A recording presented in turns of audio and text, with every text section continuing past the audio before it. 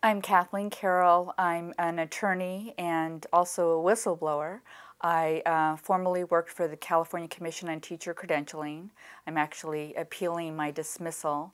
I was behind a state audit of the agency. Actually, it was the division that I worked in, the Division of Professional Practices, but they audited other aspects of the agency as well in terms of nepotism and cronyism that was going on there. So what is your experience with the Gulen schools and the Commission on Teacher Credentials? Well, until recently, my journey has been long and arduous, I have to say. I started to connect dots as to what was going on at the state level and the local level, and it's turned into a very corrupt and interconnected web. In terms of the Gulen School movement, I didn't know very much about it until I went on Sharon's site. But I was looking into various conflicts that individuals at the Commission on Teacher Credentialing had, one being Dr. Ting Lan Sun. She was the chair of the commission when I got dismissed during the state audit. She was very dishonest during the hearing, and I had a phone conversation with her, and I knew that just something wasn't right. So I started researching her. And I found, and I got her Economic 700 forms. Any person in a position of government decision-making has to fill out an economic conflicts form with the Fair Political Practices Commission. One of the things I found out is she was on the board of Magnolia Public Schools. And from going on Sharon's site, it appeared that Magnolia Public Schools was connected somehow to this Gulen movement. And she did not disclose her board membership on Magnolia Public Schools. She was also an education consultant from Cambridge Education LLC. She had her own education consulting firm. She was on the board of Golden One Credit Union, which does business with the state. She co-founded a charter school with her now husband, Charlie Leo, who's also the executive director of Natomas Charter School in Sacramento, California. Didn't disclose that. You're supposed to disclose spouses' conflicts as well as your own. There was quite a few conflicts, and I just started looking, and as I said, connecting dots with various individuals at the state and local level in the state of California, and I was really shocked. I found connections with lobbyists, active lobbyists who were on school boards. B. Terry Burns is on the Natomas Unified School Board. Well, Natomas Unified School Board authorized Ting Sun's charter school, Natomas Charter School, and she's an active lobbyist for school innovations and advocacy. Some of their clients include K-12 Inc., which is the largest online education company in the country, as well as Rocket Ship Learning, and Rocket Ship Learning has started several charter schools, as you know, in the Bay Area. So they have interests, basically business interests, that are in conflict with their interests as elected officials, or in her case, an appointed official. The commissioners are appointed by the governor with confirmation with the Senate. So it either got by the governor, and then when it got by the governor, after a year, they're supposed to be confirmed by the Senate, and the Senate either didn't vet them properly or did vet them and wanted them in place, making decisions that clearly were in conflict with the interest of the public at large. Now, the mayor of Sacramento, Kevin Johnson, and his wife, Michelle Rhee, have some relationship with one of the Gulen schools. Maybe you can talk about that? Oh, I don't know if they have a relationship with the Gulen schools. I think I saw a picture of Kevin Johnson at a reception for one of the Magnolia public schools, but I don't know what his business interest is with them. But he definitely has business interests in Sacramento. He founded Sacramento High, which is a charter school. He has kind of commercial real estate development with a lobbyist, Scott Syfax, St. Hope Academy. He's married to Michelle Rhee, who was the former chancellor of the DC public schools. Now she started an organization called Student First They've raised billions of dollars. And in fact, Pearson recently... Who is Pearson? Pearson is huge. They are an international global company. They do a lot of things. They're a publishing house. They test. They acquired Connections Academy, which offers online K-12 schooling. They're advertising now. They're spending a lot of money on marketing right now. So they offer a lot of digital learning resources and tools for the education market, and they're also involved in the design of the Common Core standards, which is the standards or expectations that are used for curriculum and assessments, which and assessments are the TPA, the Teacher Performance Assessments, which they're going to be promulgating throughout the country, from what I understand. And Pearson, what role did they have at the CTC? They had a major contract. California is one of the largest, if not the largest, K-12 education population, with 6 million students in the state of California, and that's in the public school system, so I'm excluding the private schooling sector. And you've discovered that some people were making trips at the CTC? Yes. Well, there were a lot of trips going on, but I didn't make the connection at the time. I just said, wow, you know, they go on a lot of trips all over the world. Who were these people that were going on trips? The General Counsel, Mary Armstrong, Dale Jansen, who is the Executive Director, our Assistant General Counsel, Lee Pope, other people that, you know, worked at the commission. There was and committee members. There was a lot of traveling around the world. Where were they going? Oh my God, all over. Turkey?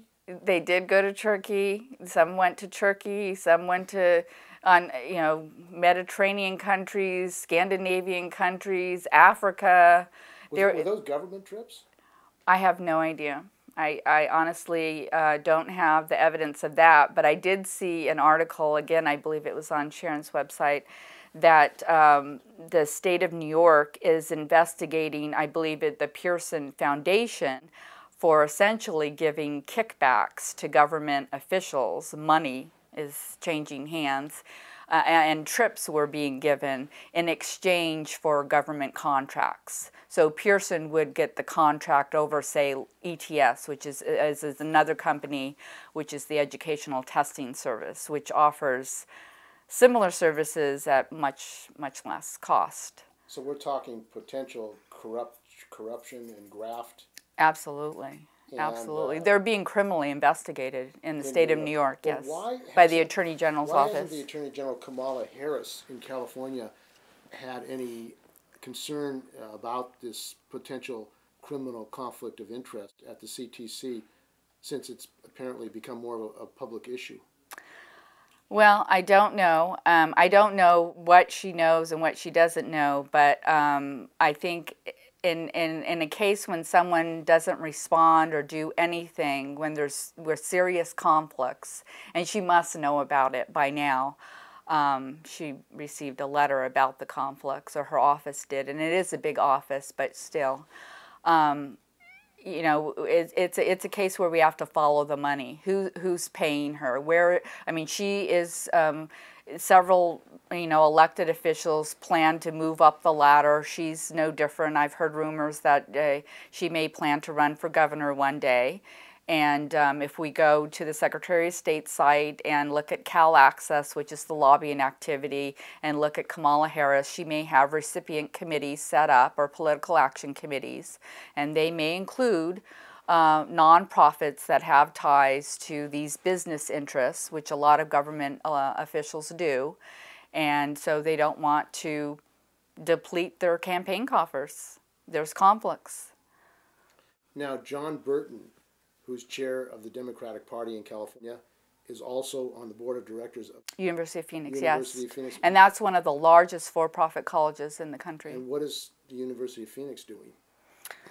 Well, aside from taking out your tax dollars, They have had numerous investigations regarding deceptive recruiting practices, misrepresentation, fraud, involved in the whole student loan scandals. Students come out heavily in debt and no jobs, and not receiving a degree that is really worth very much.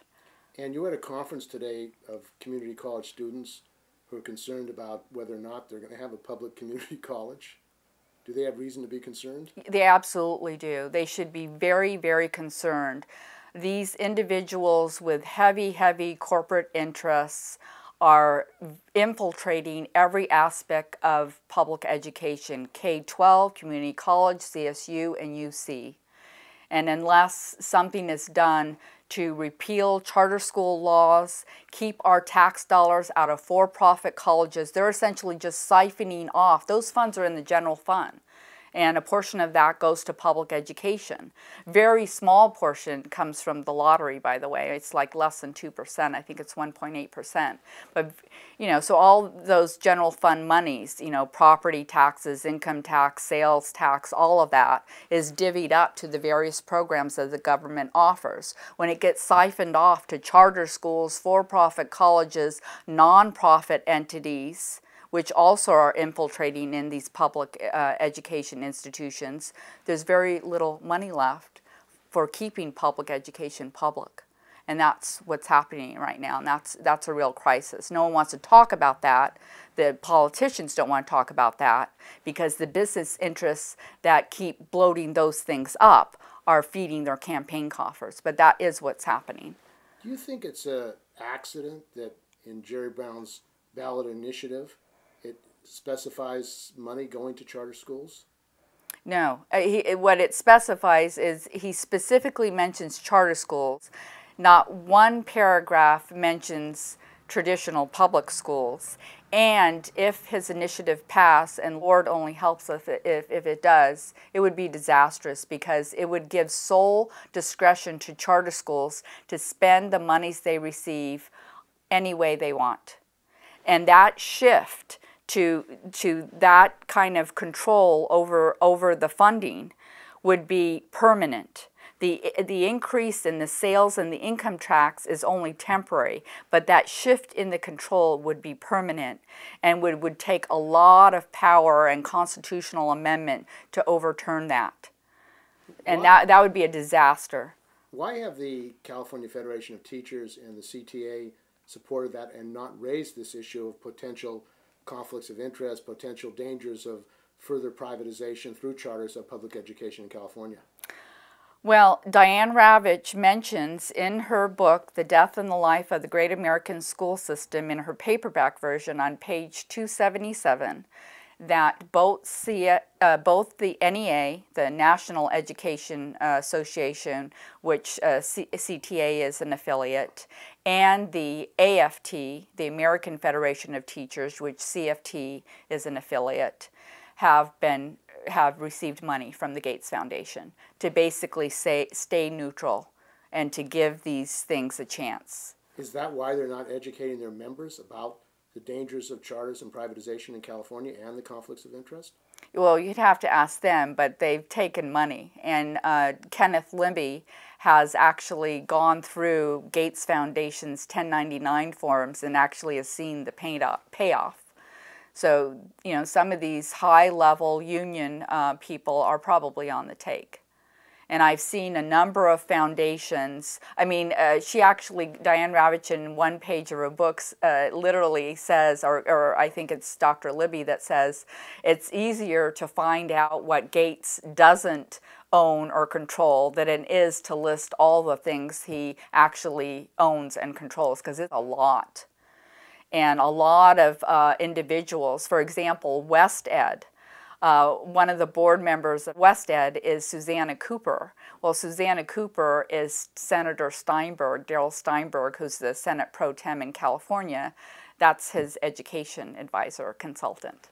So, I mean, the ties and the links are all to big money. The governmental officials have aligned themselves with big money, and they say whatever we want to hear when they're on the campaign trail, but essentially once they get elected, they're going to basically do what their large campaign contributors want them to do.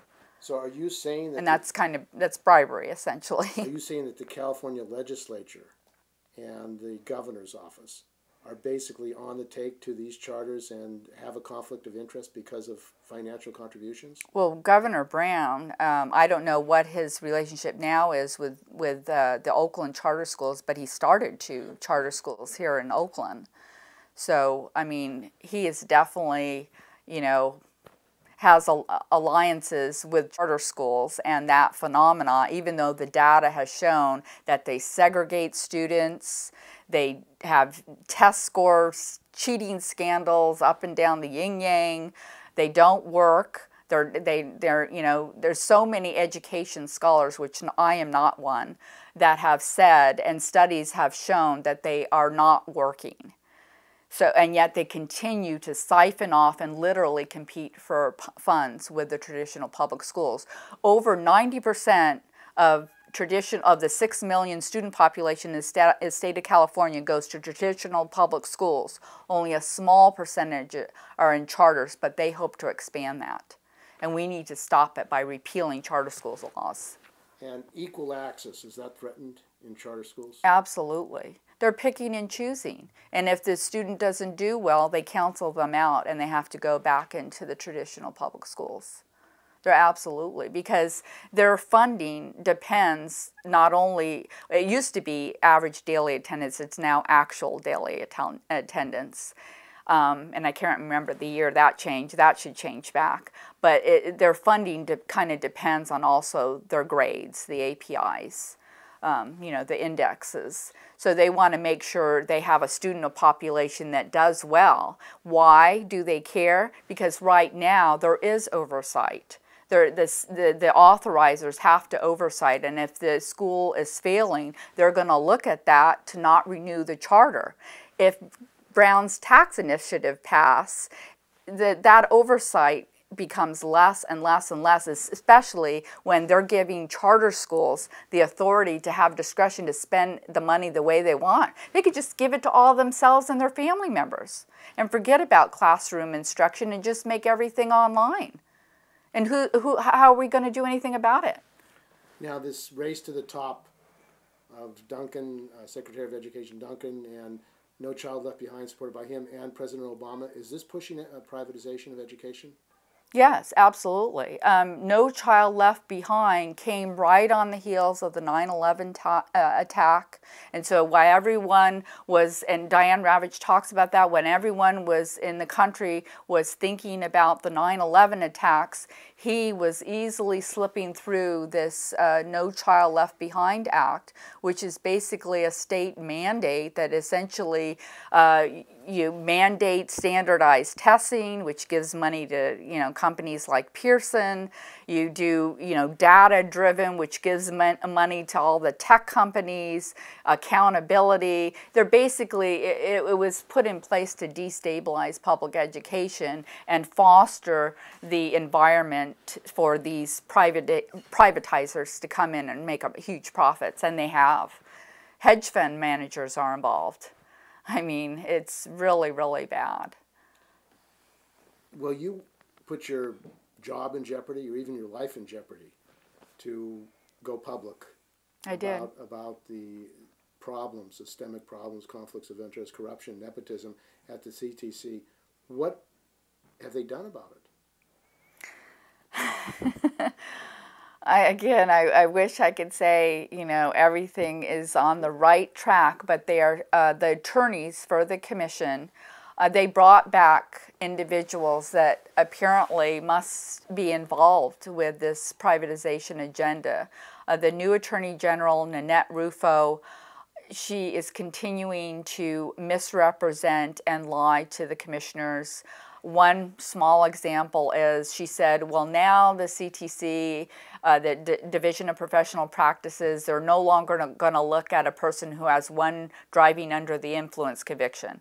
Well, that was that way before. So acting like that was something new and improved is a bull-faced lie. That's just one example of many But essentially what they were doing in the division, the attorneys, they were acting as vigilantes. They have a statutory mandate on what they can investigate teachers for, and they were acting as vigilantes and going outside that mandate and just hauling them in for whatever. Should they be disbarred? Yes, they absolutely should be. People have lost their jobs. Teachers have lost their livelihoods. Lives have been ruined because of this, and some have committed suicide. It's horrible what happened.